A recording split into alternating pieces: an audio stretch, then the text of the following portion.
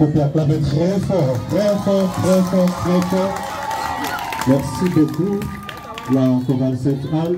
Merci pour la prestation. Je pense qu'ils ont chanté Réveillons-nous Congo.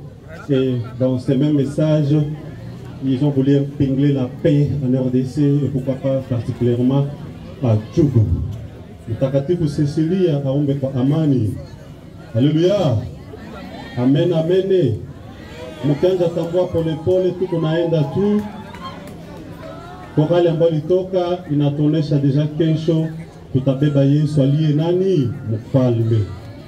Hapa sasa korali mmoja anaingia anapenda kutukumbusha tena amani. Kumbe bila amani maisha vile bana. Bila amani hatuwezi soma, bila amani tuwezi kala hivi. Amen.